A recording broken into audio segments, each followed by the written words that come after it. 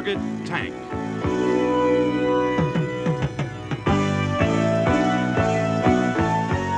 Only a few years ago, the helicopter was perhaps the most fragile machine on or over the battlefield, contrasting with the heavily armored battle tank.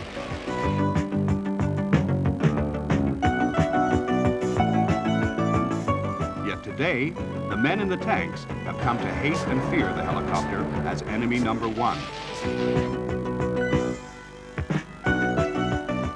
Today's helicopters float like a butterfly and sting like a bee, and they can sting right through the frontal armor of the heaviest tank. Of course, helicopters have been around since World War II, but it was not until the 1960s, during the long and bitter struggle for Vietnam, that helicopters really came of age. Typical operations over the flat terrain of the Mekong Delta were medevac missions, flown by the ubiquitous Huey helicopters of the U.S. Army.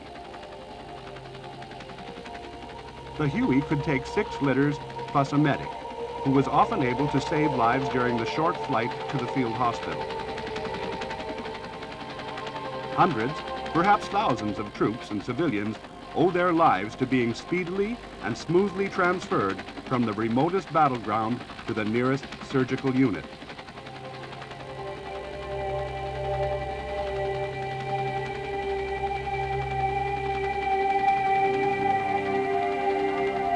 The Huey was the workhorse of Vietnam and was deployed by the thousand, outnumbering all other aircraft in the theater.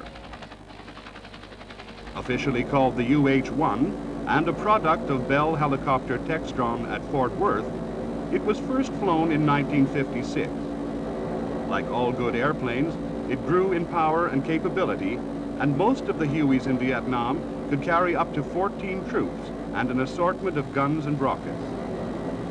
They could fly at a steady 110 knots, or 127 miles per hour. And throughout the Vietnam War, the U.S. Army and other services used the Huey for just about everything, though their main role was as a troop carrier in the air cavalry. Like many helicopters, the Huey's big two-bladed main rotor creates a distinctive pulsating, thumping sound called rotor slap, which can be heard on the ground some time before the helicopter comes into view.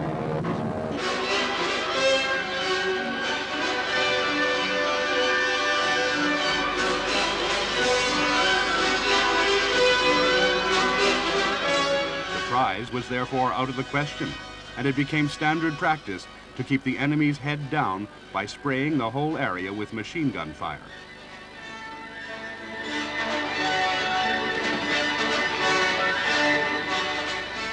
One of the standard weapons was the 7.62 millimeter M60, which fired at a cyclic rate of 550 rounds per minute.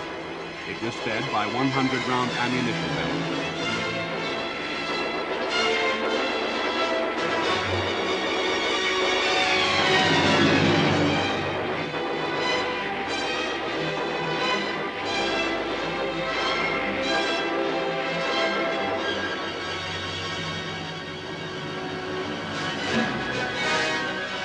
The other standard weapon was the 2.75-inch rocket, fired from a 7-tube launcher. Used by the million in Vietnam, the 2.75-inch rocket had no guidance, but was stabilized by fins, which flick open to make it spin rapidly in flight. Even so, compared to the M60, it was not a precision weapon. It was fine for firing into suspected hideouts, for instance along the Mekong waterways. But if you tried to hit a specific target, such as a small boat, there might be 30 misses before one lucky hit. However, in support of riverline patrols, the guns and rockets of the Sea Wolves Hueys prevented the enemy having free use of the waterway.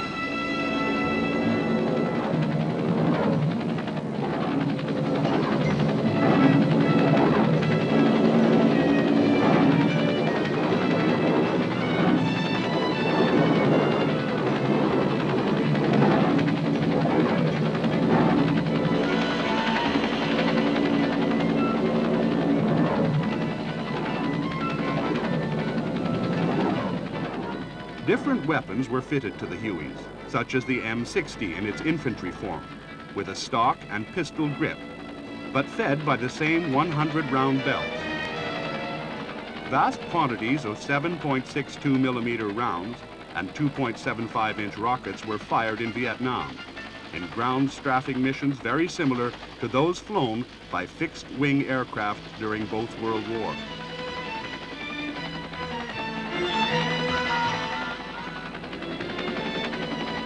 It was commonly said that the firepower of a rocket salvo was like a barrage from 38 howitzers or a broadside from a Navy cruiser. But it has to be remembered that the rocket is still an imprecise scattergun type of weapon.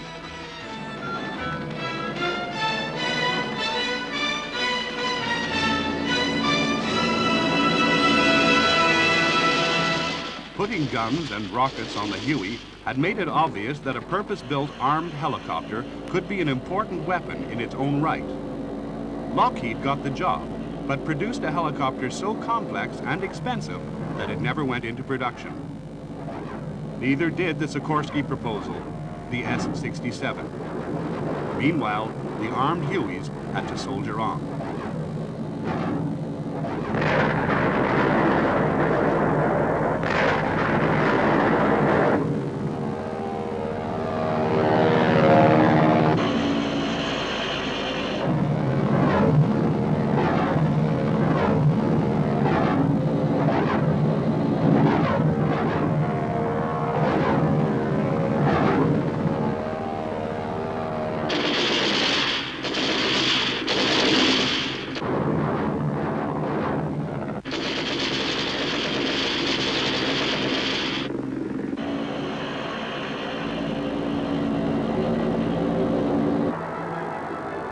However, back at Fort Worth, Texas, Bell quickly used company funds to put the Huey's engine and rotors onto a slim, fighter-like fuselage, seating a weapons operator in the nose with the pilot above and behind him.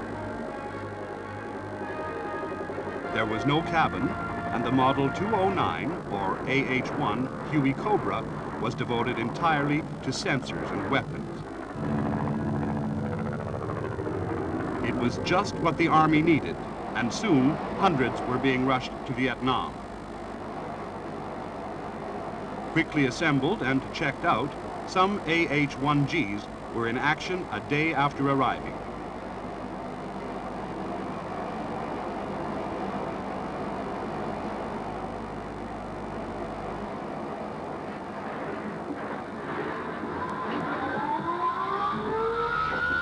Popularly called the Snake, the AH-1G was equipped with a powered chin turret fitted with various mixes of machine guns or 40-millimeter grenade launchers. On each side, there was a stub wing carrying 4 pylons for forward-firing rockets, guns, or later, guided missiles. Straight away, the Cobras began escorting the Hueys. As they neared the landing zone, the slim Cobras would race on ahead and soften up the surrounding area. Usually, the wing pylons would carry rocket launchers, the maximum load being 4 launchers with 19 rocket tubes each, a total of 76 missiles.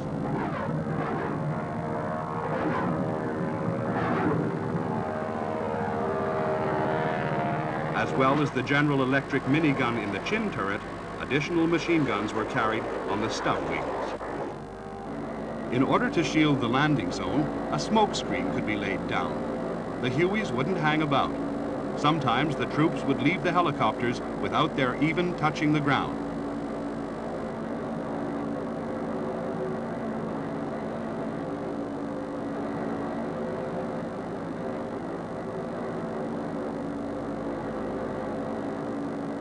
After the troop carriers had gone, the Cobras would stay to provide close support for the freshly inserted troops.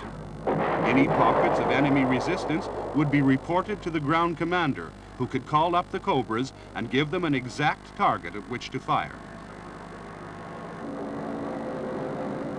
A rocket salvo with fragmentation warheads could be devastating, and the minigun could saw big trees in half.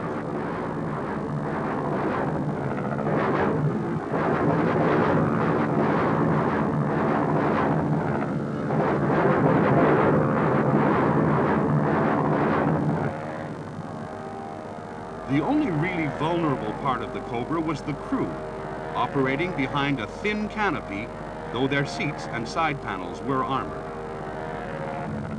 Early AH-1Gs were limited in their ability to operate at night or in bad weather.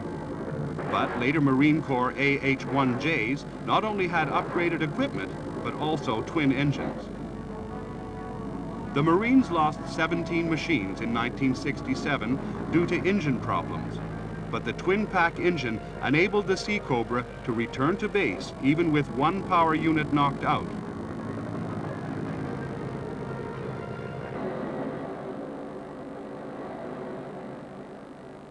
The Sea Cobra's turret mounted a 3-barrel 20mm cannon, while the Army's AH-1G often appeared with an M35 subsystem, adding a forward-firing 6-barrel cannon with 1,000 rounds of ammunition.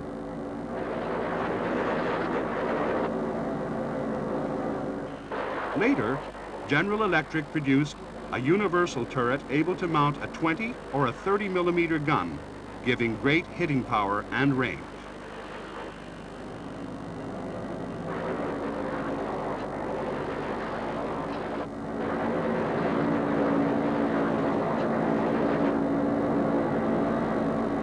The Vietnam War, therefore, saw the first introduction of dedicated ground attack helicopters. Their value was immeasurable, but they had not yet developed into modern tank busters.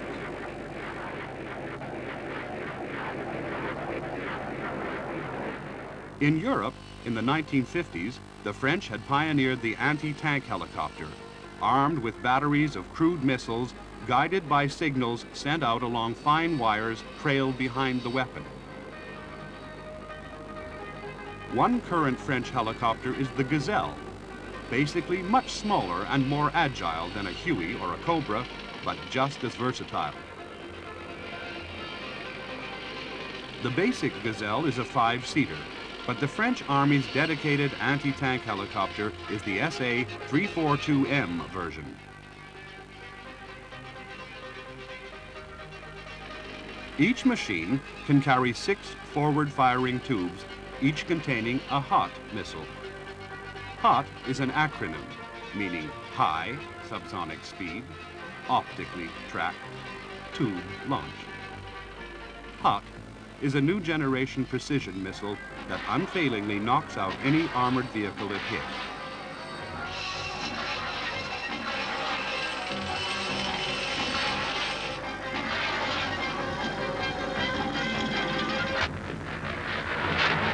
Though small, the 342M is equipped with a Deca-Doppler radar, nadir navigation computer, autopilot, and night flying equipment. As an alternative to HOT missiles, Gazelle can carry 2 machine guns, or a cannon, or self-homing missiles for destroying other aircraft. In Italy, the Italian Army operates the Augusta A-109A. Slightly larger than the Gazelle, it has 2 engines and can seat up to 8. The crew sit in conventional side-by-side position. The usual roof-mounted gyro-stabilized sight is the same as used by the Gazelle, and there is a fixed forward sight. The shapely fuselage and retractable landing gear make it one of the most streamlined helicopters ever built. One of its many weapon fits is the Belgian ETNA pod, each of which houses a 12.7mm heavy machine gun. One can be carried on each side of the aircraft and are effective against light armor.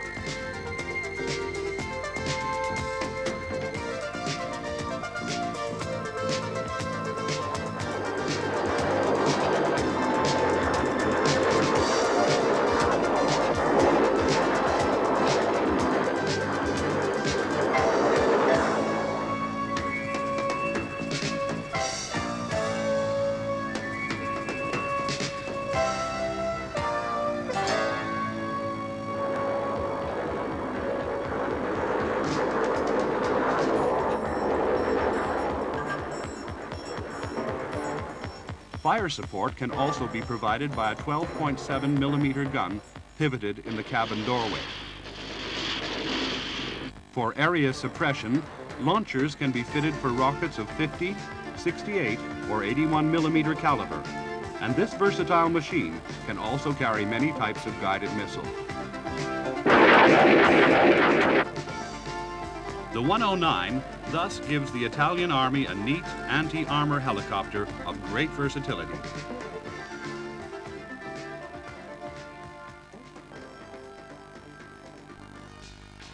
Back in 1961, Hughes Helicopters won a U.S. Army competition for a light observation helo with a machine of amazing compactness and agility. From this was developed today's McDonnell Douglas Defender, which can carry more weapons and fly more missions than most helicopters of twice its size. Some Defenders have a missile sight in the nose, but can also operate with a mast-mounted sight. This is the obvious place for the eyes of a battlefield helo because it enables the crew to target the enemy without exposing the helicopter. Only the small mast sight protrudes above the natural cover, yet this is sufficient to kill a tank weighing 40 times as much as the little helicopter. Defender's anti-tank missile is the Hughes TOW. TOW stands for Tube Launched, Optically Tracked, Wire Guided. The TOW sight system has been upgraded with lasers and thermal imagers for night and bad weather operations.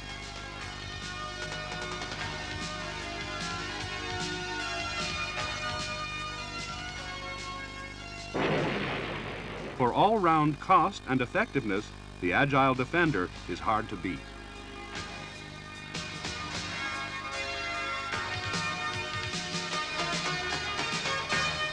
Here is a much more expensive twin-engined helicopter. The Bo-105 is made by MBB in West Germany, and over 1,300 have been delivered. Of these, 212 are the PAH-1 version of the West German Army, which are right up at the sharp end of NATO's defenses, many only 5 minutes from Soviet armor. The PAH-1 crews fly really low and fast. They would have to in order to survive in wartime, and they get to know the local countryside and how to use it to their best advantage.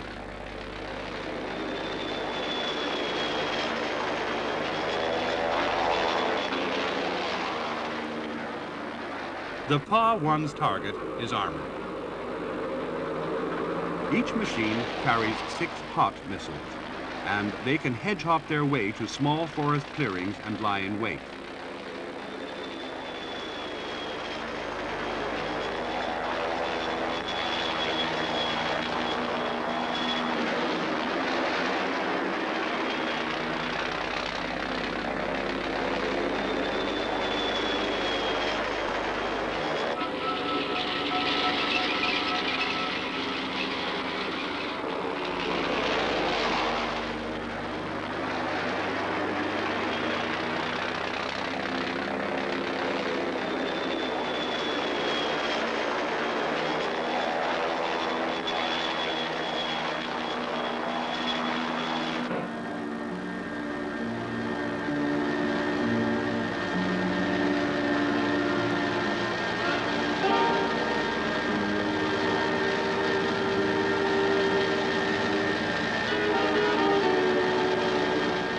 The weapons operator has the familiar APX-397 roof-mounted sight of the Gazelle and A-109, and looking through this, he tries to acquire a target. The sight is stabilized and can magnify the image 10 times.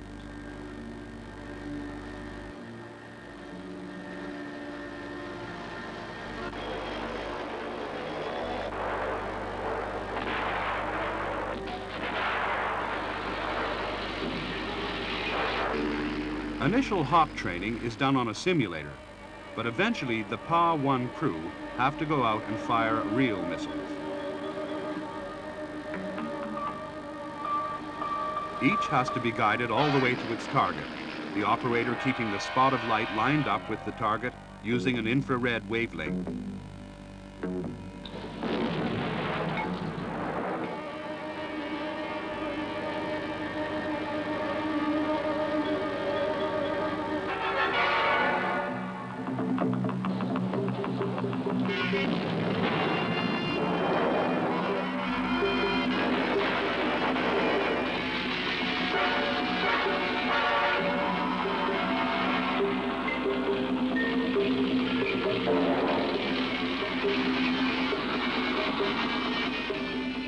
Tanks taking evasive action are much more difficult to hit, but they can't see the missile coming.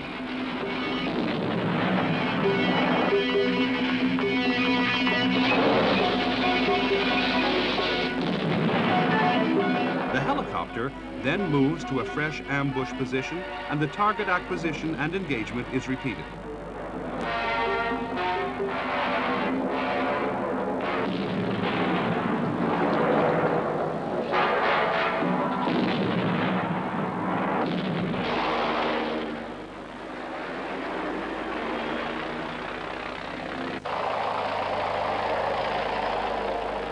When all 6 missiles are fired, the Bo-105 returns to a forward operating location where support troops pump in fresh fuel and attach 6 new loaded hot tubes.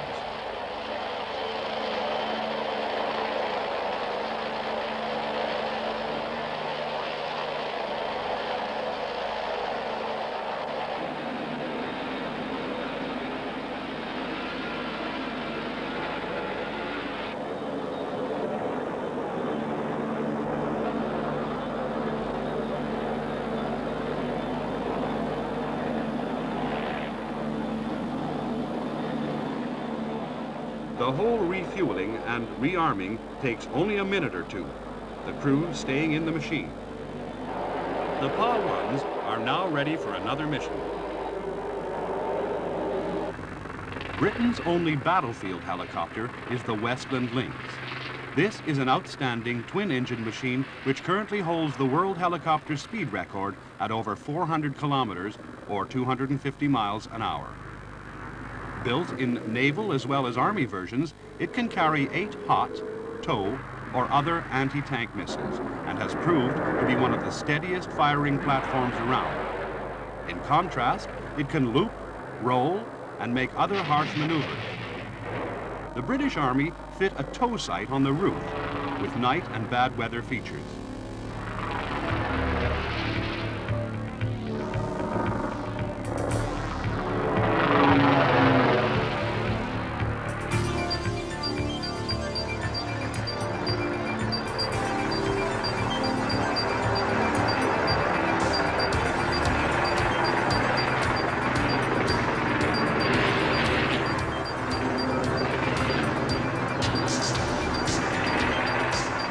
Lynx can fly backwards at 80 knots.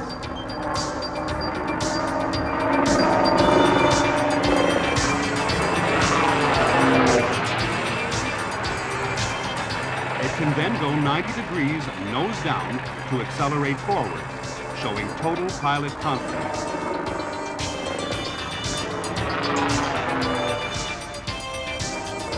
A roll is pure enjoyment, despite the fact the Lynx can carry 10 troops or a cargo load of 3,000 pounds.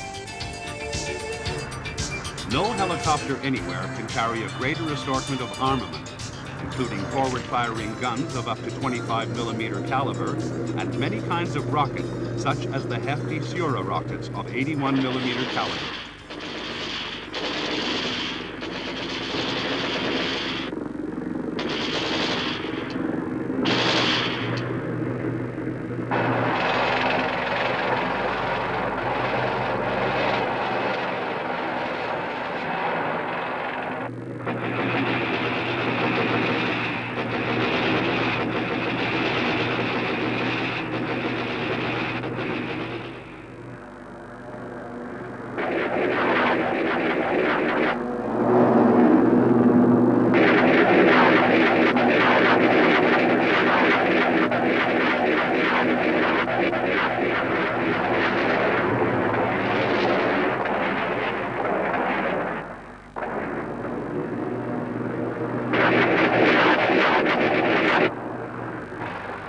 Lynx can destroy other helicopters with Magic, Mistral, or Stinger missiles.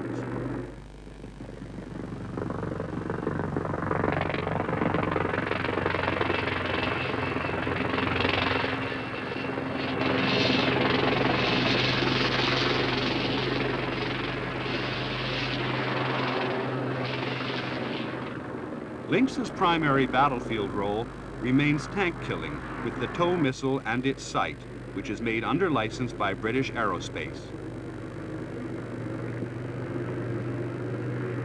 The tows are carried in quadruple boxes, and one tow can pretty reliably be equated with one fewer enemy tank.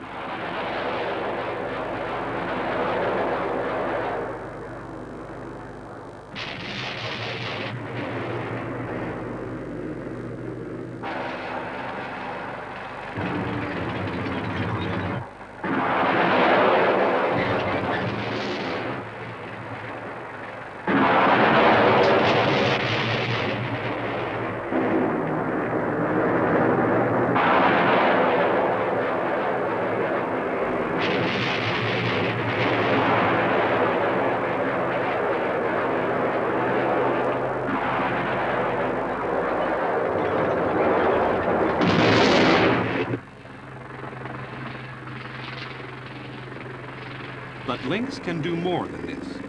A 7-man squad can be inserted into an exact, predetermined spot keyed into the helicopter's digital navigation system.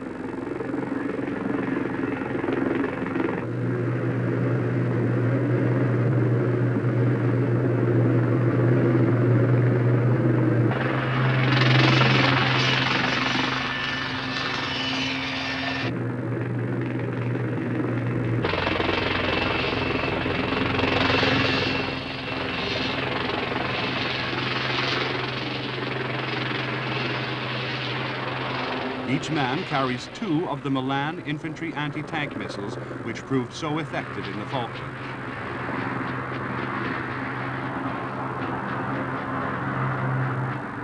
The Lynx can provide local protection and in a few minutes can bring up reloads for the Milan launcher. They all add to the enemy's attrition, and when called for, the Lynx can move the team to a fresh location.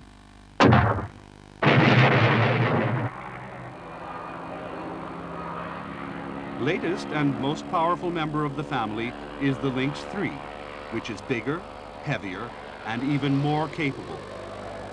One of its armament options is 16 Hellfire missiles.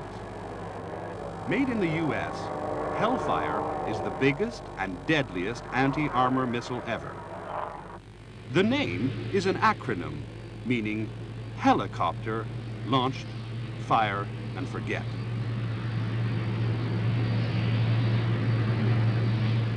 No longer does the operator have to steer the missile to the target. Instead, Hellfire homes on laser light scattered back from the target, and it hits plumb center, while the helicopter can turn away and position for the next attack.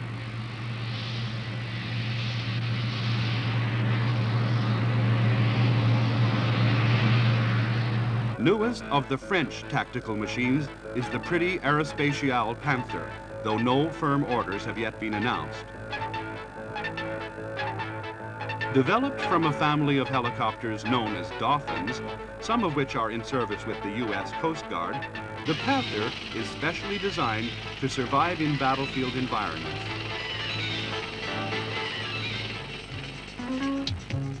It is made hard to detect on radar or by heat sensors, and the structure is even made to survive a severe crash. Like the similar Lynx, the Panther has twin engines, a roomy cabin, and can carry cannon or rocket pods or 8 hot missiles.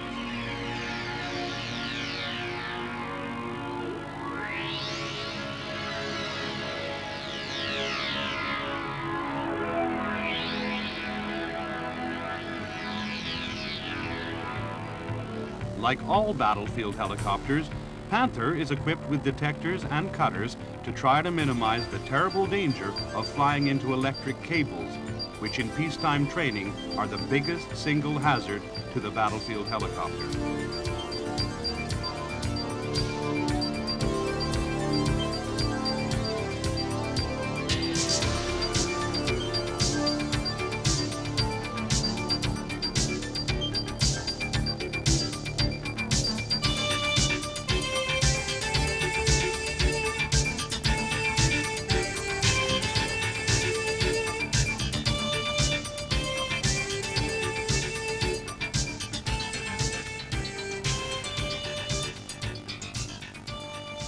Panther can also be fitted with infrared thermal sensors and low-light TV cameras. It can therefore fight by both day and night.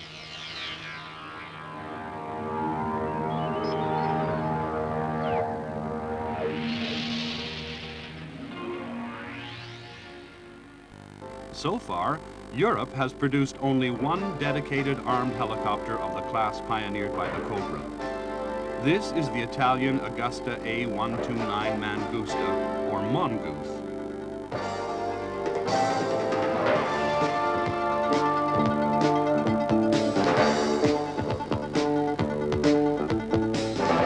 Powered by twin Rolls-Royce engines, the Mangusta is smaller than the Cobra and even more agile. It is a very elusive target, yet it is designed to survive hits by enemy fire of up to 23mm caliber.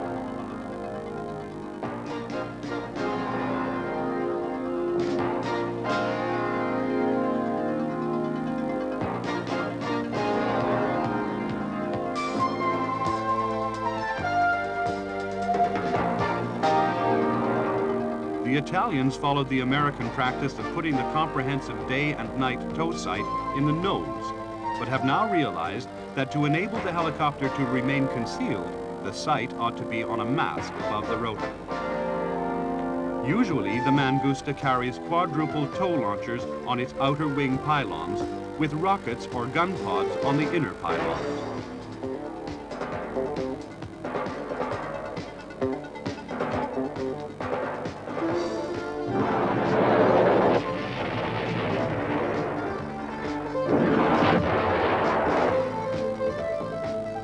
Augusta and various partners are working on the next generation helicopters developed from the Mangusta, which is currently serving with the Italian Army.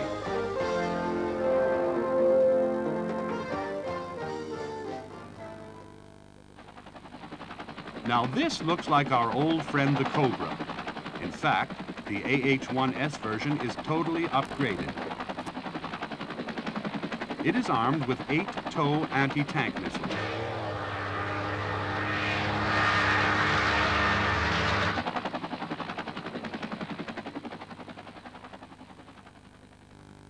It can also carry, on the inner pylons, up to 38 rockets with any of 5 types of warhead.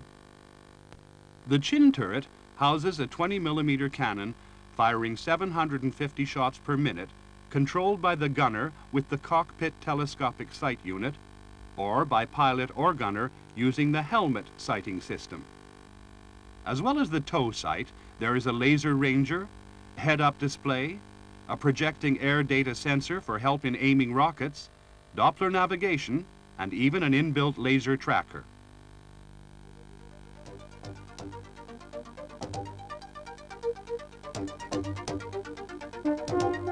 The 1S is a very survivable helicopter. It has an infrared jammer to defeat enemy missiles.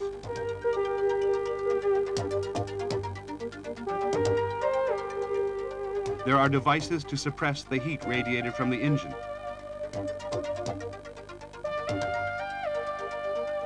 There is a flat plate canopy to reduce sunlight reflection.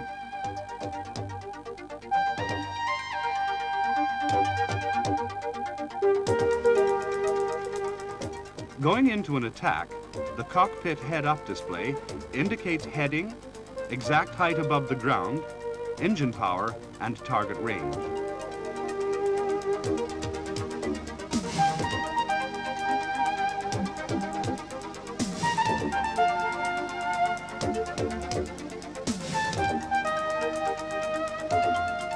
The tow sight shows a white rectangle, which is the tow launch window, and the crew must get the target within this outline. The pilot could take evasive action so long as the target stays inside the window. If rockets are to be used, they are selected on a management control panel where the type of warhead chosen is indicated. Firing mode can be designated as single, pairs, or quad, and at 3 firing rates, fast, slow, or automatic. Quantity may be selected, and fuse timing or penetration may also be chosen. Setting of ranges up to 6,000 meters is possible.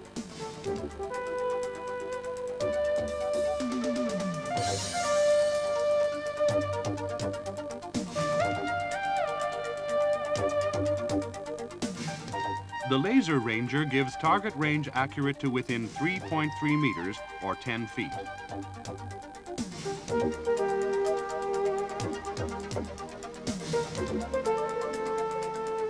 The helicopter's speed affects the impact point, so the fire control system compensates for this. The aiming point can now be automatically adjusted to compensate for helicopter movement and the effect of wind.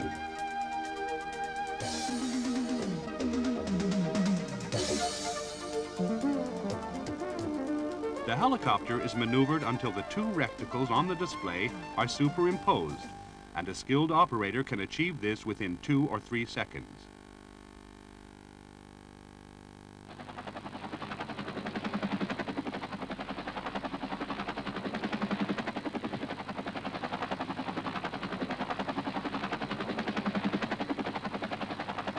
Here, the tow sight unit is giving a magnified image tracking a road vehicle and a helicopter, either of which could be hit.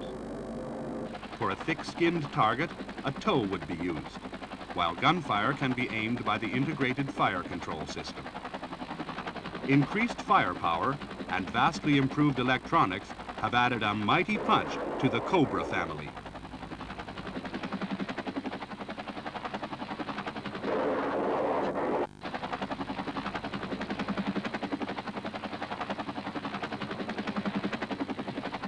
Besides the new machines, earlier models are being upgraded.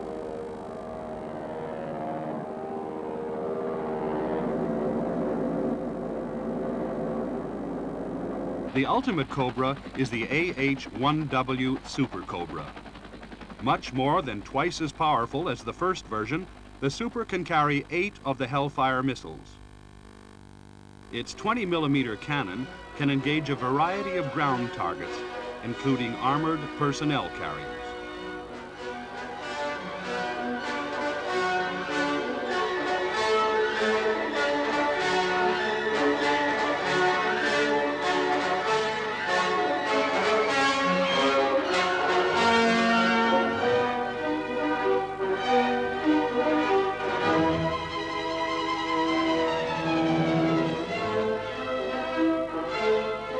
Infantry can aim laser designators at enemy armor, and the helicopter's Hellfire missile, homing on the reflected energy, is bound to score a bullseye. Hellfires can be launched at both low and medium altitude, and the helicopter can search for a new prey while the first missile is en route to its target.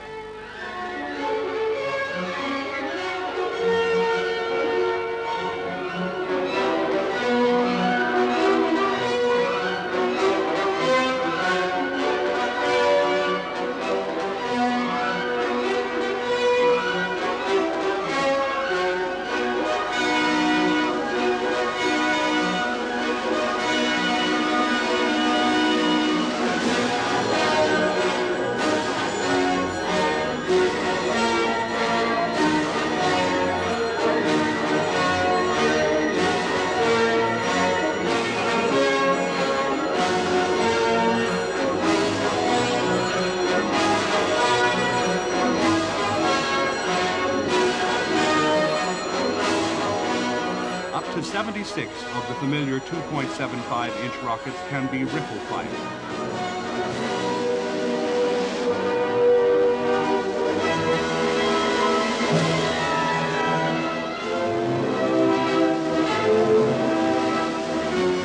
For defense against other aircraft, it can even fire AIM-9 Sidewinder missiles.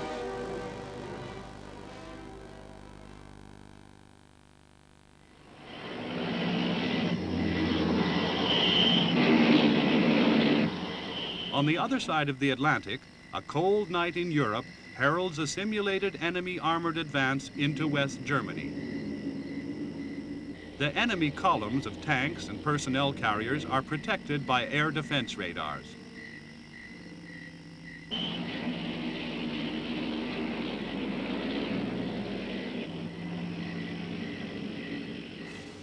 Next morning, sleepy villages in the Fulda Gap, northeast of Frankfurt, become the scene of the first large-scale engagements between helicopters and armored formations, because they are in the direct path of aggression from the east.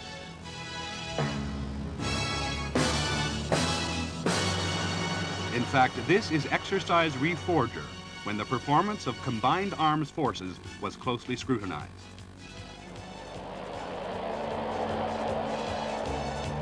These tactical exercises train the troops in the coordinated use of all the men and equipment available to the field commander. The umpires, identified by white flags, keep a careful watch. One of the chief participating units is the U.S. Army's 101st Airborne Division, which deployed from Fort Campbell to West Germany and immediately joined battle. One of its items of equipment is the TOW anti-tank missile system, mounted on the mechanical mule light all-terrain vehicle, complete with crew and reload supplies.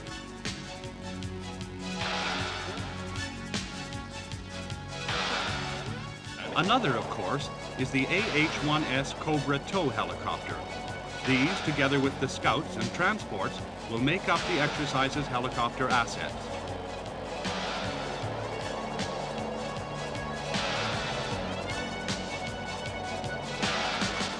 The Cobras move out under radio silence to take up positions in forward assembly areas. Here they will be parked and camouflaged until called upon to fight. A simple map of the region shows the aggressor forces in red punching down from the northeast. The American and West German defenders in blue comprise the 11th Armored Cavalry Regiment on the right flank.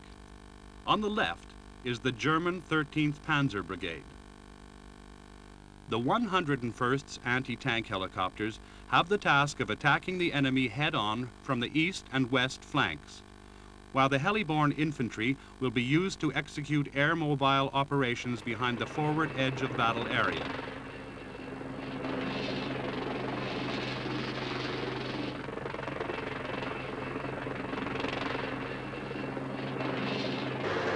The role of the enemy is acted by U.S. and German tanks, armored personnel carriers, and self-propelled artillery.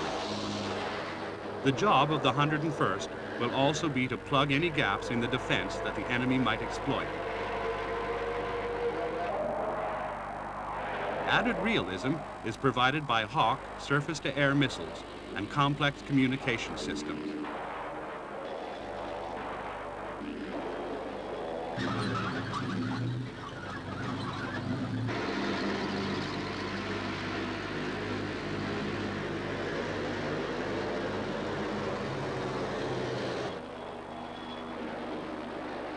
The defenders do not know the enemy's plans, and so send out Bell OH-58 Kiowa scout helicopters.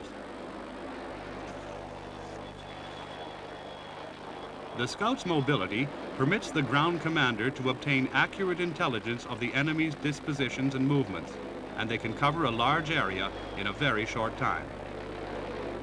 It is vital that the opposition does not know of the presence of friendly forces. The scouts, which usually work in pairs when contact with the enemy is imminent, therefore advance in nap-of-the-earth flight. Finally, they establish visual contact with the enemy. This is Bravo Tango 42. Enemy armor at November Bravo 185120.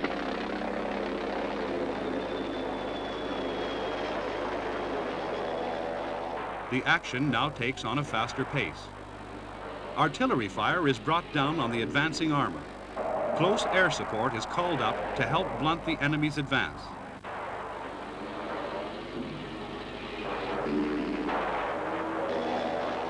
The Cobra tow helicopters are then brought forward from their holding area in preparation for the attack. Kilo 6 Lima, this is Bravo 84. I have a mission. Go ahead, Bravo 84. They are briefed by the scout. We have reports of 50 to 60 tanks in the area northeast The of Cobras Starnorth. move forward, accompanied by other scouts which will precisely locate the enemy and find good ambush positions. Within minutes, the first Cobra is in an attacking position. Cautiously, it unmasks at maximum standoff range of over 2 miles. As the Cobra's sensors are in the nose, the whole helicopter must be exposed. The Cobra then moves on to another attack position. At 2 miles range, the helicopter is very difficult for the armor to spot, though any Warsaw-packed radars present would see it instantly.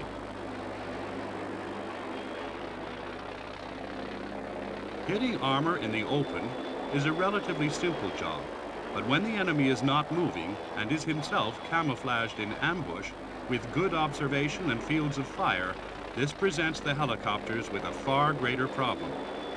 To help divert the enemy's attention, artillery and ground attack aircraft are frequently used in conjunction with a Cobra's attack.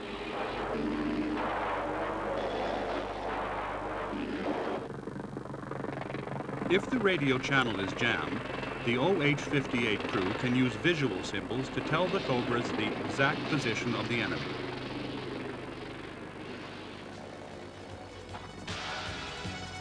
Other tow attacks can be made by the mule-mounted teams, who are brought in by Hueys.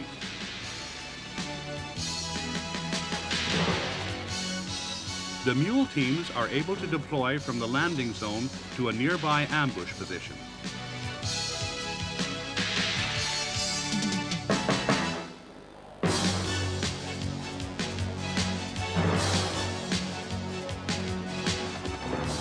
The Hueys often wait near the landing zone to offer support or move them onto a fresh location. New tow teams can always be brought in to reinforce the ambush or to mount new attacks.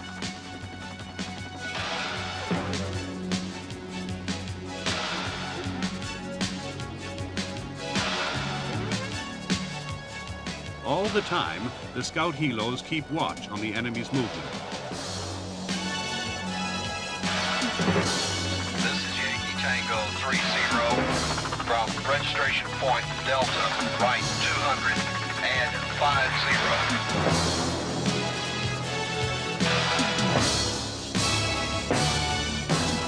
When the Cobras come into a forward operating location, they can be refueled and armed in between 3 and 5 minutes.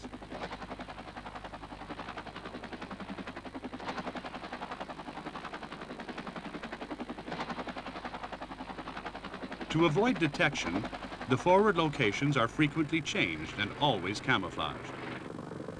Once resupplied, the Cobras are off to fight again. When possible, the Huey transports concentrate beyond enemy artillery range, but they are always vulnerable to enemy air and missile strikes.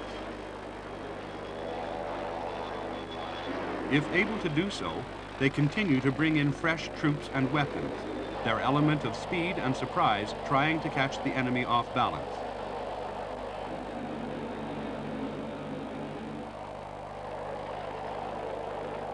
Raids can be mounted in company strength against command posts and supply dumps.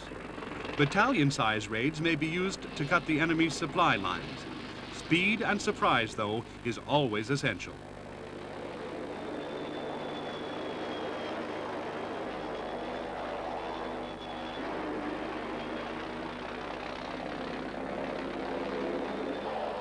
In this exercise, they flew much higher than normal to avoid the peril of wire strikes. In real war, they would keep right down at almost ground level.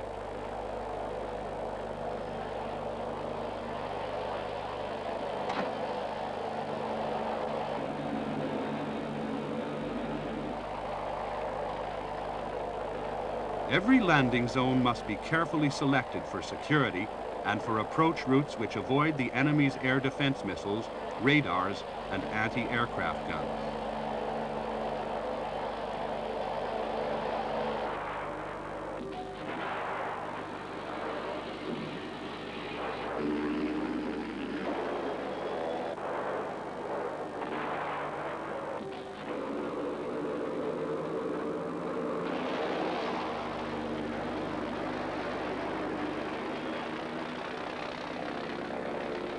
The Cobras, Kiowas, and Hueys will have to survive over a battlefield covered with the enemy's radar-guided missiles like the Hawk.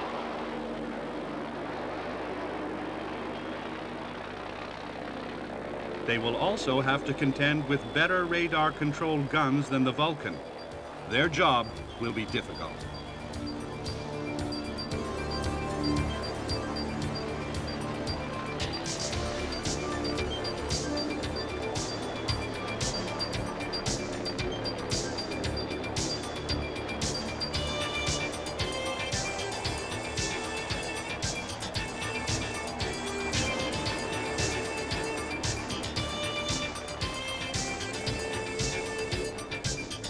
Next day, the Cobras are given the task of laying a smoke screen to mask a Huey landing zone, while others are busy dispensing mines in the path of the enemy.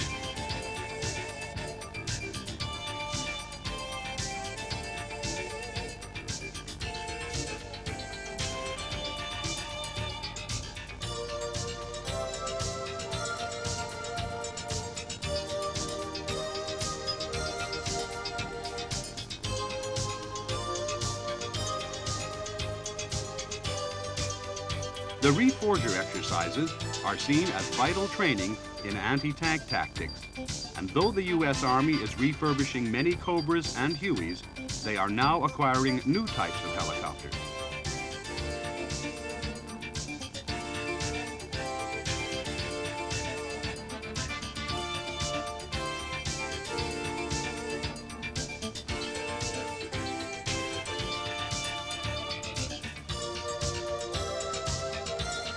Replacement for the Huey is the Sikorsky UH-60A Blackhawk.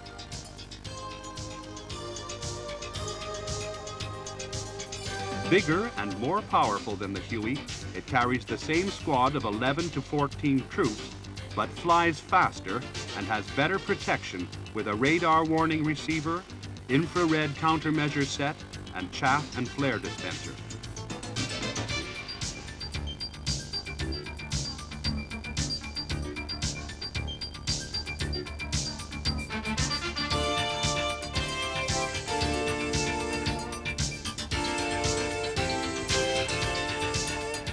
An even bigger advance is that to make full use of the Blackhawk's lifting ability, it can be fitted with an external stores support system in the form of large strut-braced wings, which can be fitted in the field.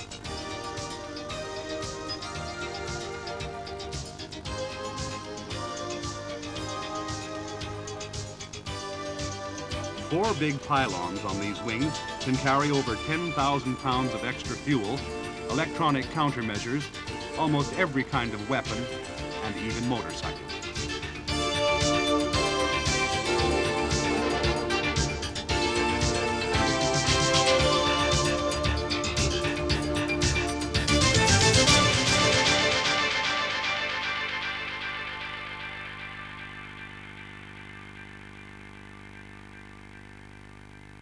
Among the weapons that can be carried are guns, rockets, or tow or Hellfire missiles.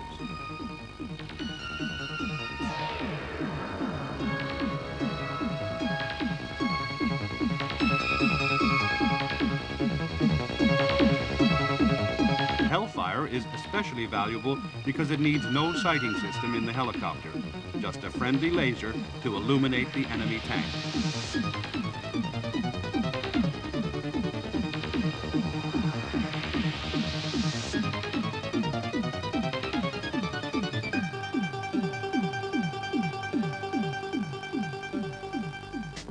Hellfire's main partner is, however, the mighty AH-64A Apache. Designed by Hughes, but built after the company was bought by McDonnell Douglas, this is the king of battlefield helicopters.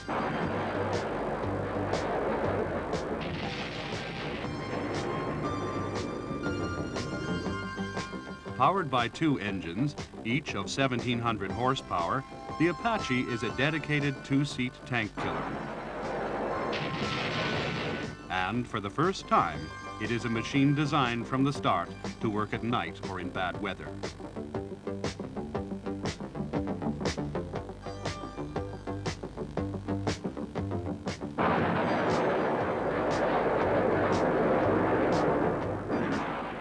Like a huge preying insect, the Apache lies in wait for hostile armor, knowing that with 16 Hellfires and complex sensors and sight systems, it can defeat all known tanks.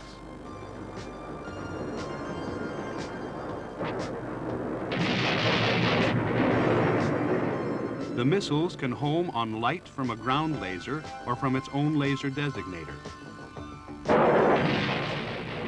Under the fuselage is a powerful chain gun of 30mm caliber with 1,200 rounds, enough for 2 minutes continuous firing. Every round is able to penetrate an armored personnel carrier.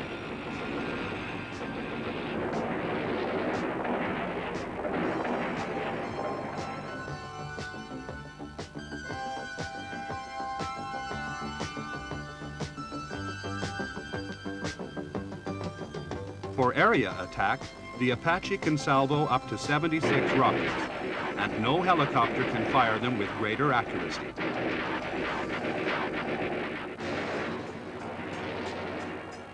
Both crew members wear special helmets with the integrated helmet and display sighting system. A small monocle is positioned in front of one eye of each man, and though he can see through this clearly, it also feeds him with additional information. The pilot can read airspeed, height, and heading information, while the co-pilot gunner can see infrared pictures of the scene ahead, plus other information for operations at night or in bad weather. These helmets can also command the nose sensors and the gun. As the wearer's head moves, so do the sensors, and the gun points where the crewman looks. Each crewman can access either the target acquisition and designation site or the pilot's night vision system. Both groups of sensors can also feed large displays in the cockpits. The Apache is expensive, so it has to do its job and get back to do it again. It is also powerful, is very agile, and from the drawing board, it was designed to withstand anti-aircraft fire of up to 23mm caliber. This is partly by the way it is built, partly by having armor, and partly by the concept of redundancy, in which if one part is shot out, there's always another part ready to take over. With inertial and Doppler systems, it always knows its exact position, and with auto-stabilization, it is easy to fly and a steady weapons platform.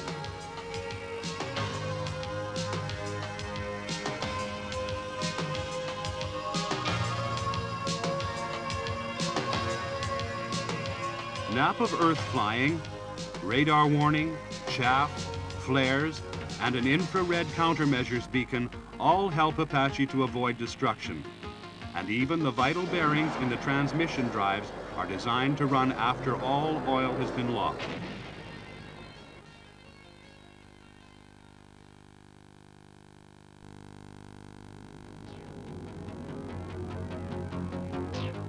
With external tanks, it has such long range that it can self-ferry from the USA to Europe along this vital red line.